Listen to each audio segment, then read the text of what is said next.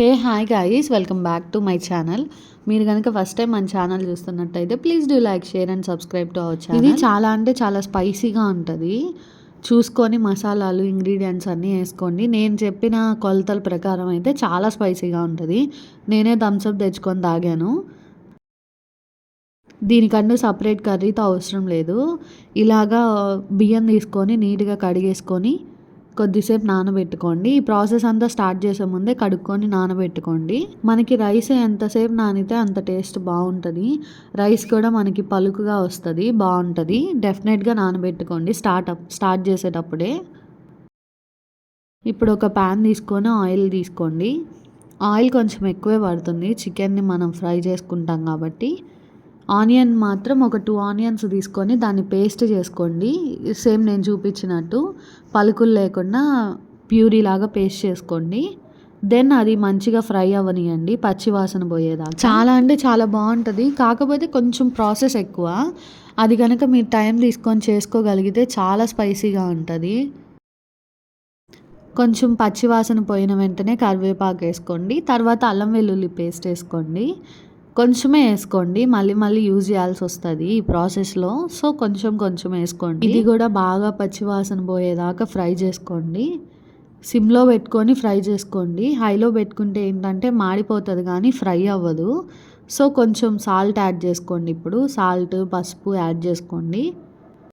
Step by step మళ్ళీ రిపీటెడ్గా salt వేసుకుందాము, అప్పుడే బాగుంటుంది.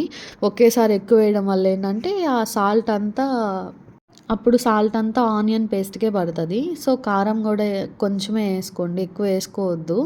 నేనైతే కొంచెం ఎక్కువ వేసుకున్నాను.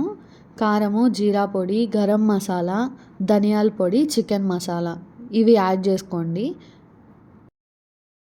Garam masala, ginger garlic paste మీకు చేసుకోవడం ఎలా అనేది నేను డిస్క్రిప్షన్లో లింక్ ఇస్తాను, వెళ్ళి చూసేయండి. దెన్ నీట్గా పచ్చివాసన పోయేదాకా ఇది కూడా ఫ్రై చేసుకోండి బాగా. కొంచెం కొత్తిమీర కూడా యాడ్ చేసుకోండి. ఇప్పుడే ఈ స్టేజ్లోనే యాడ్ చేసుకుంటే అది కూడా ఫ్రై అవుతుంది. నీట్గా అడుగంటకుండా ఫ్రై చేసుకోండి. ఆయిల్ పైకి వచ్చేదాకా ఫ్రై చేసుకుంటేనే మనకి ఫ్రై అయినట్టు, లేదంటే పచ్చివాసన అలాగే ఉంటుంది. ఈలోపు చికెన్ని తీసుకొని నీట్గా కడిగేసుకోండి. ఇది ఫ్రై అవుతూ ఉంటుంది. నీట్గా కడిగేసి వాటర్ మాత్రం ఒక్క డ్రాప్ కూడా లేకుండా వడగట్టేసుకోవాలి ఎప్పుడైనా చికెన్ని. నేను చికెను వండుకునేటప్పుడు ఒక 2 అవర్స్ ఉప్పు నీళ్ళల్లో నానబెట్టుకుంటాను.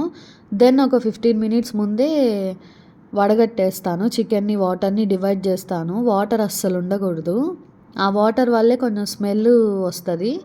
సో జాగ్రత్తగా ఒక్క డ్రాప్ కూడా వాటర్ లేకుండా వడగట్టుకొని వేసుకోండి చికెన్ని, అప్పుడే బాగుంటుంది. ఇప్పుడు మొత్తం పేస్ట్లో కలిపేసి మూత పెట్టుకొని ఉడకనివ్వాలి కొద్దిసేపు.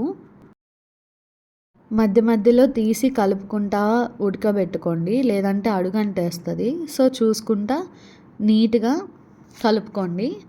ఈ కోడి పలావ్ చేయాలంటే 3 స్టెప్స్ ఉంటాయి. సో నేను 1 బై 1 ఎలా చేసుకోవాలో చెప్తాను. ఇప్పుడు ఒక గ్లాస్ వాటరు, అంటే ఒక గ్లాస్ అనేం కాదు, చికెన్ మొత్తం మునిగేదాకా పోసుకోవాలి. చికెన్ నీట్గా బాయిల్ అవ్వాలి కాబట్టి నీట్గా ఇంకా మూత పెట్టేసుకొని కొద్దిసేపు ఉడకనివ్వండి. అదిగోండి వాటర్ అలా తెరులుతూ ఉన్నప్పుడు మూత తీసేసుకొని ఒకసారి మళ్ళీ చికెన్ని కలుపుకోండి. ఉప్పు సరిపోయిందో లేదో చూసుకోండి ఈ స్టేజ్లోనే, మళ్ళీ మనకి ముక్కకి పట్టదు ఉప్పు. నీట్గా ఉడుకుతుంది. మళ్ళీ ఉడికిందో లేదో ఒకసారి చెక్ చేసుకొని మళ్ళీ మూత పెట్టి కొద్దిసేపు ఉడకనివ్వండి. దెన్ ఇంకా ఇది ఆపేసుకొని పక్కన పెట్టేసుకోండి. ఇంకొక ప్యాన్ తీసుకొని ఆయిల్ యాడ్ చేసుకోండి. కొంచెం ఎక్కువే వేసుకోండి, ఎందుకంటే ఇది చికెన్ ఫ్రై చేయడానికి. సో కొంచెం ఎక్కువే పడుతుంది. కొంచెం కరివేపాకు, పచ్చిమిర్చి, ఉల్లిపాయ వేసుకొని ఫ్రై చేయండి. కొంచెం ఎక్కువే వేసుకోండి ఉల్లిపాయ. ఆ ఉల్లిపాయని కూడా గోల్డెన్ బ్రౌన్ కలర్ వచ్చేదాకా ఫ్రై చేసుకోండి. అట్లా ఫ్రై చేసుకుంటేనే బాగుంటుంది. కొంచెం సాల్ట్ యాడ్ చేసుకోండి. ఇప్పుడే సాల్ట్ వేసుకొని బాగా ఫ్రై చేసి ఇప్పుడు అసలైన ప్రాసెస్ ఉంటుంది. కొంచెం పసుపు కూడా యాడ్ చేసుకోండి లైట్గా, ఎక్కువ అవసరం లేదు, లైట్గా యాడ్ చేసుకోండి. కారము అండ్ చికెన్ మసాలా అంతే. ఇంక ఇప్పుడు మళ్ళీ జీరా పొడి ఇవన్నీ వేసే పని లేదు, జస్ట్ కొంచెం చికెన్ మసాలా వేయండి. మొత్తం మిక్స్ చేసేసుకొని అదంతా పచ్చివాసన పోయి ఫ్రై అయిన తర్వాత మెయిన్ ఇప్పుడు మనం ఇందాక ఉడకబెట్టుకున్న చికెన్ ఉంది కదా, ఆ చికెన్ని వడగట్టేసి ఆ జ్యూస్ అదే ఆ గ్రేవీ ఉంటుంది కదా, అది పడకుండా ఆ చికెన్ ముక్కల్ని ఈ ఫ్రైలో వేసుకోవాలి. అలా అని ఆ గ్రేవీ పడేయొద్దు, ఆ గ్రేవీతో కూడా పని ఉంది. సో ఈ చికెన్ని డివైడ్ చేసుకొని ఈ ఫ్రైలో వేసేసుకొని కలిపేసుకోవడమే. మీకు ప్రాసెస్ అర్థమైంది కదా, నేను అది క్లియర్గా చూపించలేకపోయాను. మనము ఇందాక ఫస్ట్ స్టార్టింగ్లో చికెన్ బాయిల్ చేసుకున్నాం కదా, ఆ బాయిల్ చేసుకున్న చికెన్ని వాటర్ని డివైడ్ చేసేసి, అంటే గ్రేవీని డివైడ్ చేసేసి సపరేట్గా ఫ్రై చేసుకోవాలి. ఒక్కసారి కన్ఫ్యూజన్గా ఉంటే కనుక మళ్ళీ బ్యాక్ వచ్చేసి చూడండి. క్లియర్గానే చూపించాను అనుకుంటున్నా, కెమెరా మొత్తం క్లియర్గా చూపించలేకపోయాను. సో మీకు అర్థమైతే ఓకే, అర్థం కాకపోతే మళ్ళీ ఒకసారి వెనక్కి వెళ్ళి చూడండి. ఇప్పుడు ఇంకా పులావ్ చేసుకోవటము. ఇందాక చికెన్ మొత్తం ఫ్రై అయిపోయింది. దెన్ ఇప్పుడు కొంచెం ఆయిల్ వేసుకొని దాంట్లో నెయ్యి వేసుకోండి, కరివేపాకు వేసుకొని కొంచెం బిర్యానీ ఆకు అంటే 2-3 బిర్యానీ ఆకు వేసుకోండి. ఇంకంతే, ఏ స్పైసెస్ వేయొద్దు. దెన్ పచ్చిమిర్చి వేసుకోండి, ఒక 3-4 వేసుకోండి మీ కారానికి తగ్గట్టు. దీన్ని మళ్ళీ మొత్తం ఫ్రై చేసి ఇప్పుడు రైస్కి కావాల్సిన అల్లం వెల్లుల్లి పేస్ట్ వేసుకోవాలి. నీట్గా పచ్చి వాసన పోయేదాకా ఫ్రై చేసుకోండి దీన్ని. అట్లా నీట్గా ఫ్రై చేసుకుంటేనే బాగుంటుంది. దెన్ ఇప్పుడు ఇంకా మెయిన్ కారము మసాలాలు యాడ్ చేసే టైము.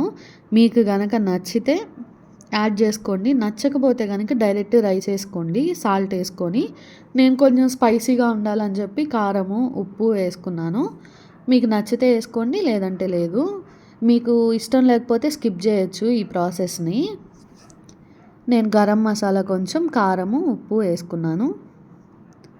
ఎక్కువ స్పైసీ తినాలి అనుకొని డిసైడ్ అయ్యాను కాబట్టి అలా వేసుకున్నాను. మీకు కనుక నచ్చకపోతే ఈ స్టేజ్లో అవి స్కిప్ చేస్తే సరిపోతుంది. ఇంక ఇట్లా నురగొస్తుంది చూడండి, నీట్గా ఫ్రై అవ్వాలి. మనం దీనికి పర్ఫెక్ట్గా మసాలాలు వాడాము అంటే డెఫినెట్గా 100% మంచి టేస్ట్ వస్తుంది. అది బాగా ఫ్రై అవగానే వెంటనే బియ్యం వడగట్టేసుకొని ఆ బియ్యాన్ని వేసేసుకొని కలుపుకోవాలి. మసాలాలో కలుపుకొని ఒక 2 minutes ఫ్రై చేస్తే చాలు. ఒక 2 minutes ఫ్రై చేసేసుకొని లో ఫ్లేమ్లో పెట్టుకొని ఫ్రై చేసుకోండి, లేదంటే బియ్యం కూడా మాడిపోతాయి.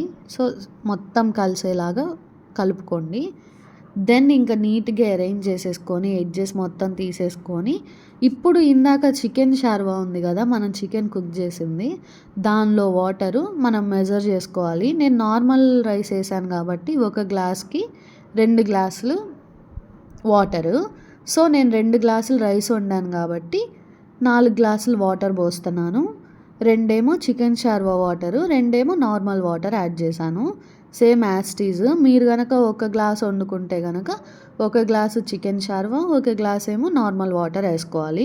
మొత్తం కంప్లీట్గా చికెన్ షార్వా వేస్తే ఏంటంటే బాగా స్పైసీ ఎక్కువ అవుతుంది. సో సగం అవి సగం ఇవి యాడ్ చేసుకోవాలి. ఇప్పుడు ఈ రైస్ని సిమ్లో పెట్టేసి నీట్గా ఫ్రై అవ్వనివ్వాలి. మధ్యలో ఒకసారి మళ్ళీ కలుపుకున్నాము, మూత పెట్టేసి నీట్గా ఉడకనివ్వండి. ఎందుకంటే మళ్ళీ ముక్కలన్నీ పైనే ఉండిపోతాయి ఈ పచ్చిమిర్చి ఇవన్నీ. సో అందుకని మళ్ళీ మధ్యలో ఒకసారి కలుపుకోండి. కలుపుకొని మనకు ఒక 80% బాయిల్ అయిందని తెలిసిన వెంటనే, అంటే అర్థమవుతుంది కదా ఒక 80% అయింది ఇంకొంచెమే ఉంది అన్నప్పుడు, ఈ చికెన్ని కూడా పైన పెట్టేసుకొని దమ్ చేయాలి దీన్ని. చికెన్ పైన వేసేసిన వెంటనే స్టవ్ ఆపేయాలి. స్టవ్ ఆపేసి గట్టిగా మూత పెట్టేసుకొని ఒక 1/2 hour దాకా మూత తీయొద్దు. 1/2 hour అంతే ఉంచుకున్న తర్వాత మూత తీయండి.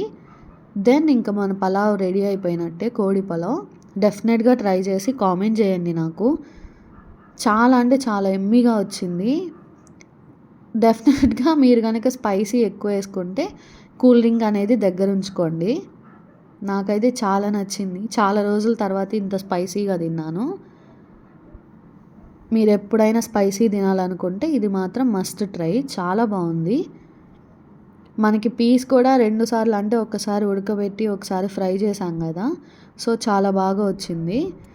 మీరు కనుక ఫస్ట్ టైం మన ఛానల్ చూస్తున్నట్టయితే please do like, share and subscribe to our channel. Thank you.